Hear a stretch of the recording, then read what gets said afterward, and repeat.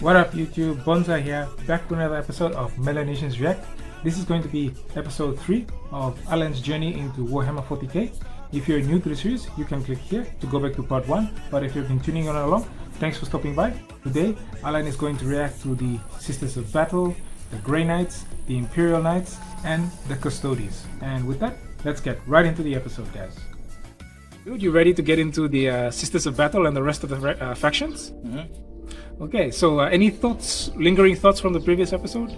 I appreciate the way that the Emperor, it's a realistic, for me it's realistic that power is only kept within a trusted military power, you know, and all that.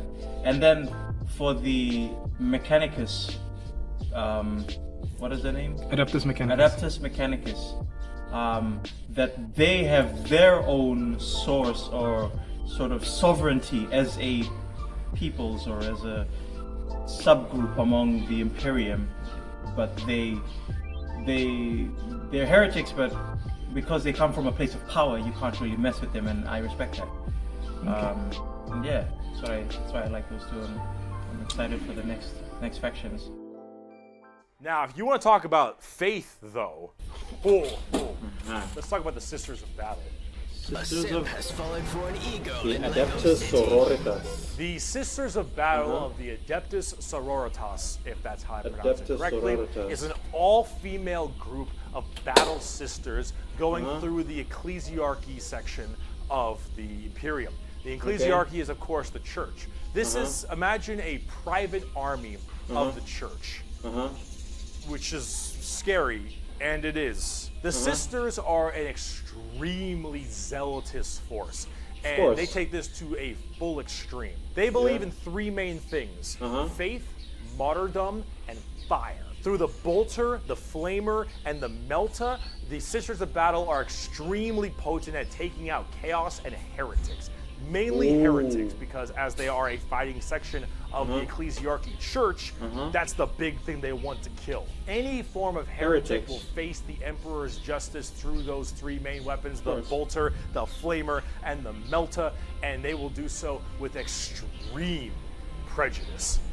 Literally. They are the closest things we have to nuns in space. And I'm talking space hardcore nuns. They carry holy fire on their backs. They have holy books and sigils all across their armor. Their main battle tank is a fucking pipe organ missile launcher. They have small babies that they have removed their brain capacity to make them little servant cherubs to fly around and give them ammunition and shit. They drop churches from low orbit as mini drop pods onto battles.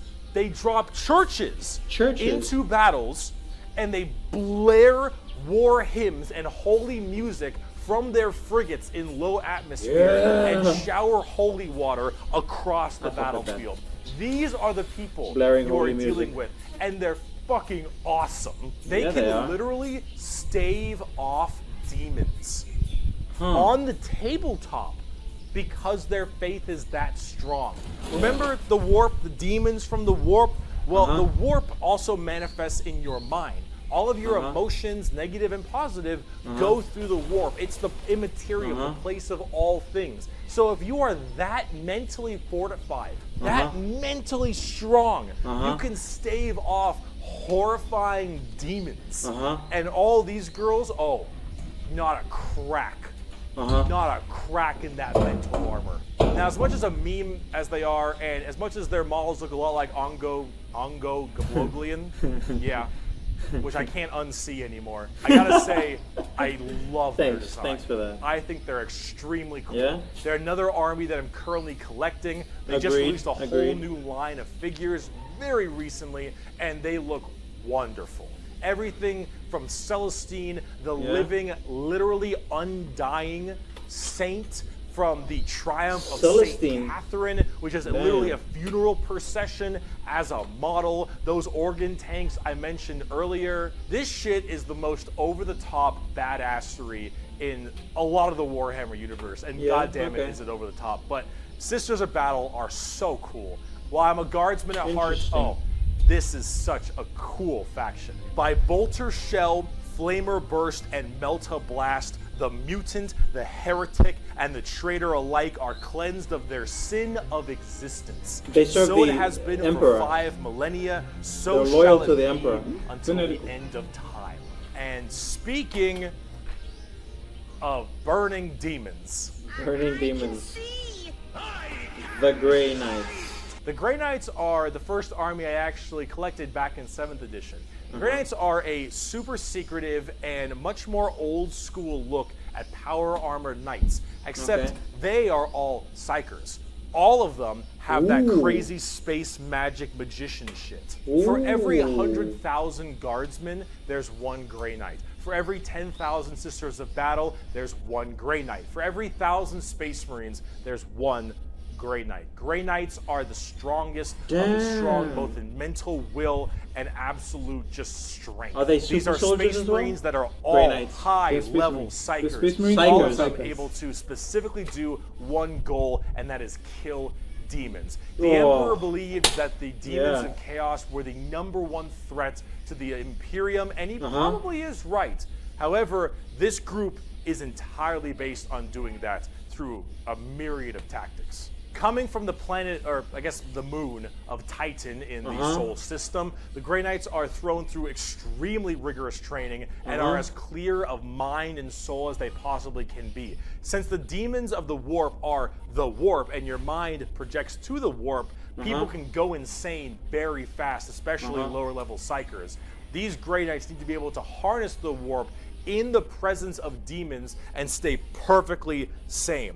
One of their characters, one of my favorite characters, is named Castellan Crow. He has a demon blade, the black blade of Mahamahama, and he has to have it on him because it tempts everyone nearby, constantly beckoning them. Use my power, use my strength, suck my penis, whatever the possibility. And so he has to keep it on him all the time as this thing whispers to him consistently, and he has to stave it off forever, being alone in his chambers or on the battlefield, because anyone who gets too close to it might be tempted a little too hard. He is that pure of heart and mind, and all the characters in the Grey Knights are basically like that. The only issue is that the Grey Knights have a scorched earth policy, more ways than one. If they're fighting demons, demons corrupt and make people crazy. So if I'm a guardsman and I'm fighting demons and the Grey Knights arrive and they kill all the demons, I'm a risk. And so guess who's not making it out of there? On the tabletop, they're very strike fast, strike hard kind of people. They teleport all around the place. They are fast strike groups, small amounts of models because they're so dang strong. You only have so many characters, but with it, you get in there, you're very tough, very tanky, you hit really hard, and you try to bounce around the battlefield quickly, but I feel you like don't the have Emperor numbers, was a Grey Knight. and so every dead Grey Knight hits really damn hard. That- They're fun like- though if you like that kind of fast striking kind of army. Oh, and also Caldor Drago is a thing. We're not even going to get into Caldor Caldor Drago. Drago. All right, that is, oh my goodness gracious. I am the hammer. I am the mail about his fist. Are they I loyal am to the spear Emperor? in his hand. Though we are lost, I am the shield on his arm. I am the flight of his arrows. I am the hammer. I am the We're not dealing sword. with the I am the heretics in shield. this one. I am a soldier at They the come in the battle next at the episode, end not of next time. part. Grey Knights feel are like pretty the hardcore. Emperor was They a Grey are Knight. as holy as you can get for a Space Marine. If you like Space Marines, and you want to, you don't think they're holy enough, you want to be holier, Grey Knights. Now, if you want to be holier and big, let's You have talk a theory about the Imperial Emperor? Knights. We'll get to Imperial Knights. Do you like gigantic walkers the size of homes or medium-sized buildings? Do you want to kill heretics, but you want to kill like 40 of them per turn? Do you want a gigantic, old-school That's cool. knight I like noble that. house style of walkers with giant chainsaw Like arms? Howl's Then you got Moving Imperial Castle. Knights. Imperial Knights, it's not a whole lot to talk about them because they're just gigantic walkers, but they have this old school like house feel to them, like literally like they're houses. Each Imperial Knight comes from a house, and each of them act in their own special way. These behemoth of walkers also destroy almost everything in their path, killing full swaths of squads in a couple shots, stepping on legions of troops. Like these things do not mess around, and they look so cool. Imperial Knights and Chaos Knights, actually, for that matter, don't have a whole lot to discuss. They're just super big, heavy walkers, and they look different depending on your house or chaos god you currently believe in. And overall, these things are just really cool if you want to murder everything in your path. They're the big, scary, big unit of Warhammer, and if you want to collect them, go to town. They make for a great painting project, too. Getting more back down to earth, let's talk something about a little bit different, a little more gold. Adeptus if Custodes. guardsmen are regular soldiers, Space Marines are super soldiers, Grey Knights are super soldiers, the Adeptus Custodes are super soldiers cubed. The Adeptus Custodes are the third major army I own. I know, 3 armies. I know, I got carried away, okay, but that's all. I only have 3, okay? It's okay, man. It's okay. They are our final brand of Space Marines, but these ones are super special. Okay, if a guardsman is 6 foot, a Space Marine is 7 feet, a custodian is 8 feet. These are the giant defenders of Holy Terra, which is also Earth. Earth is Terra. Earth is Terra. Themselves. These are the people that literally guard the Emperor's throne room. It's Custodes. These boys protect the Emperor's throne room at all times and are literally like handcrafted people. They're not humans brought up by a gene seer or something. These are all handcrafted super soldiers. I think from a tube. These behemoth of men are like 8 feet, 8.5 feet tall, and functionally immortal. They stand still, spear in hand, for hundreds of years without the need to sleep and barely even the need to eat, watching over the throne room and every other area of Holy Terra. Incredible. For their entire purpose in life. And oh my lord, are they terrifying. These custodians put Space Marines to shame. If you liked your super soldiers, these are your super mega soldiers. One of these men can take on probably 3 Space Marines and most likely there are many different groups of custodians as well, like the Solar Watch, or there's also one of my personal favorite, the Aquilon Shield. The Aquilon Shield go out to seemingly unimportant individuals and protect them because they believe that they are going to be doing something very important in their lives. For instance, let's say a regular guardsman gets the protection of this giant 8.5 foot tall golden god because that guardsman will end up becoming a general one day or something of that nature. The custodians work in mysterious ways and are almost always outnumbered but never outmatched. These people are pretty horrifying, both on the tabletop as well as in the lore. There are very few of them, however, and there's actually an extremely small amount of them. But that's kind of the point. There's only so many of these people that can have war gear this strong, weapons this powerful, and training this good. The custodians have all 3 of it. For 100 years, I stood my watch amidst the somber shadows of the Sanctum Imperialis. I was still as a statue, but always ready. Always attuned to dangers unseen. Days, months, years passed by in a frenzied blur beyond those walls, yet within, little moved and nothing changed. For 100 years, I did not but wait, yet had any threat appeared, I would have struck it down in a heartbeat. For 100 years, I stood my watch, and as it ends, I can tell you this: patience is a weapon. The custodians are the top dogs of the Imperium, and they hurt just that same way. Though I do want to discuss a little bit about the Sisters of Silence before we get out of here. Because the Sisters of Silence I also have a few of, and they're really fun, but they don't get enough attention. These kind of bald plume ladies are a whole group of pariahs, or also known as blanks. We'll be referring to them as blanks from now on. So as every mind is somewhat connected to the warp, these blanks are a genetic mutation that has it suppressed heavily. Because of that mind suppression, normal people feel this weird, like, uncomfortable nature when around them.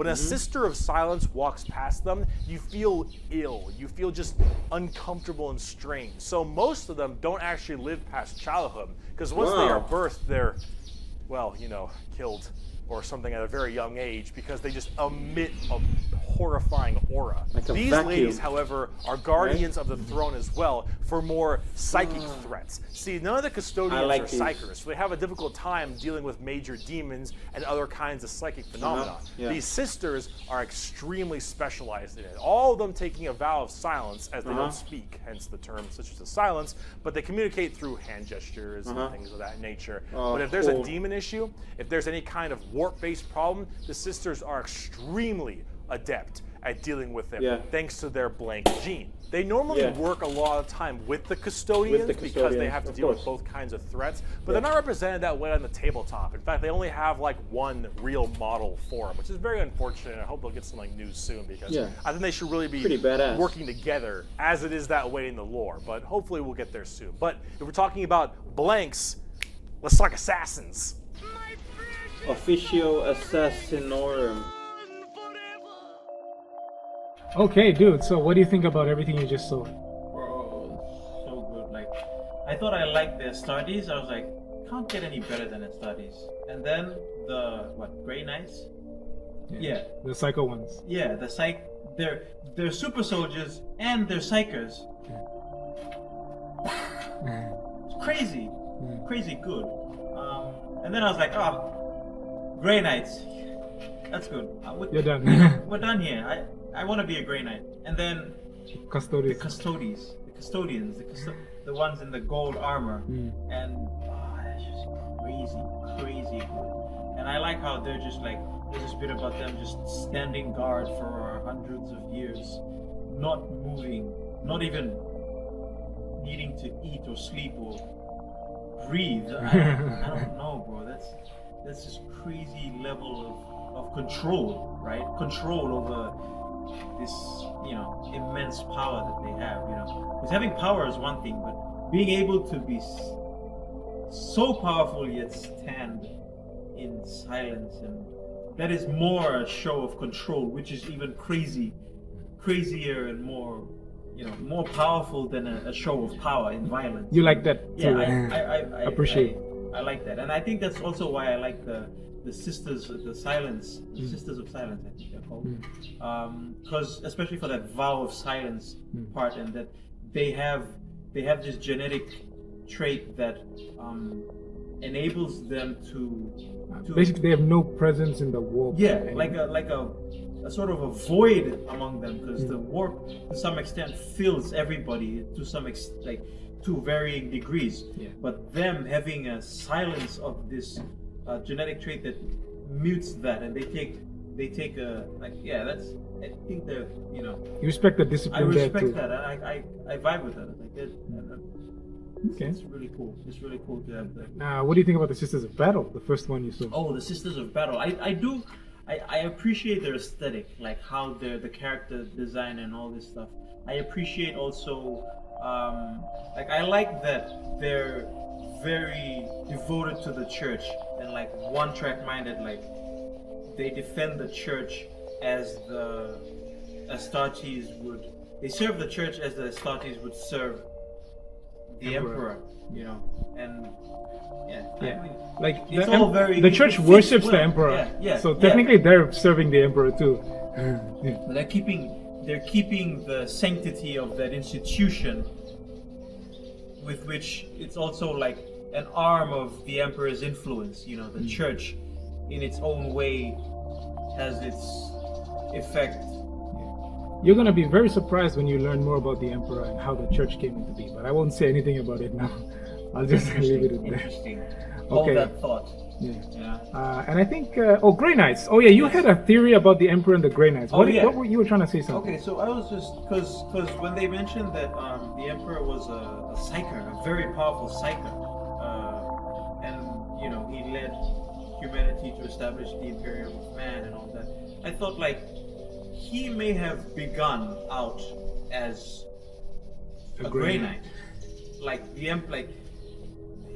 previous in the 30,000 years, whatever had transpired, if the Grey Knights were a faction that existed in those 30,000 years before, then the Emperor would have come up the ranks and he would have reached, you know, like a Grey Knight, and then he would have, as he developed his no-fap powers, for lack of a better term, he graduates into like the Custode. He was like a soul Custode. So he's walked these ranks. So when he becomes the Emperor, he's just like, yeah, there has to be this, you know, these are the phases, these are the levels. So at each step he places a sort of a bookmark, or he establishes these ranks and these technologies, or these ranks, yeah.